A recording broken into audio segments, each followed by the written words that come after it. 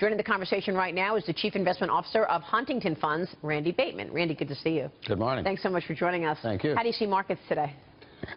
Today, it doesn't matter. You know, we've seen this market switch back and forth. I don't mean this actual day. Every day is something different. You know, nobody can really I've got Advil in my bag in the green room if you need it.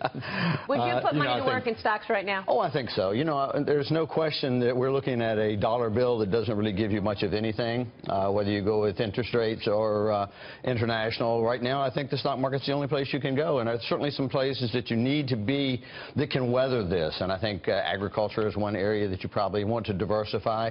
You're seeing a lot of money flowing into the GLD, the gold ETFs. I think there's no question that there's opportunities out there. And then, as we've discussed, we've got robotics as an opportunity. The Davos discussions were all about that, I think. The fourth industrial revolution, I think it's been termed. That's going to be the thing that's going to be the next big thing. Now, how it's going to unfold, we don't really know. We don't know whether or not it's going to be some kid in his garage right now that's going to build the next Microsoft that's going to be the robotics revolution, or whether it's the giant corporations like Google that are developing the autonomously driven cars. We just don't know where that's going to be, but it's going to be a big play. I think it's going to be more exciting and more dynamic than what we saw with the social media issues. I was at a conference yesterday where there was probably $1 trillion of hedge fund money represented, and the broad section of the consensus there is that the market is slightly overvalued given where the expectation of where rates will be at the beginning of 2017. What's your reaction to that? You know, meaning we're in a 16, 17 multiple, the market should probably be at a 15 multiple. You know, multiples are going to swing back and forth. I don't think it really makes a whole lot of difference. It's where your time horizon is the most important thing.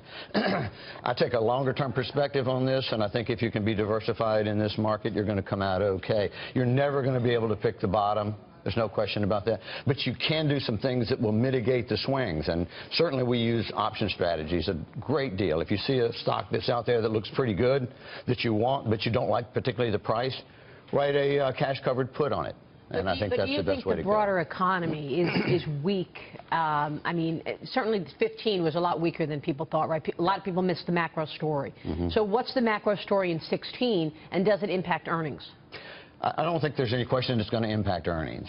We've seen profit margins that have been pretty fat. I think the level of productivity is starting to have crested, and I think we're going to see that start to diminish this year. And so I think corporations are going to have a little bit more difficulty with regard to their ability to generate earnings.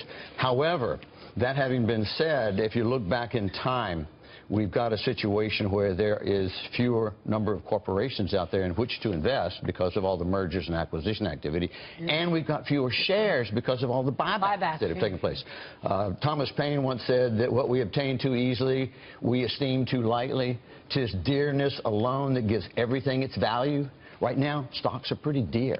Well, I look at the market, and there's really three drivers of returns that we're seeing for investors, right? It's the earnings. Are they going up in this market environment? They're not. The PE multiples, right? We were trading at a high PE multiple. We're at about 15.2 right now. If we think the S&P is going to generate $123 in earnings, we get 1870 roughly on the S&P 500. So that's above where we're at today. But then the next source of returns are dividends, right? So are you thinking people should start going into quality dividend names, or are you guys shying away from that because you're worried about dividends?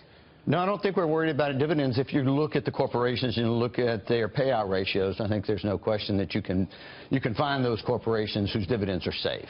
I don't think you need to go chase dividends, though. I think really you're much better off if you find a company that you like, write a covered put on it.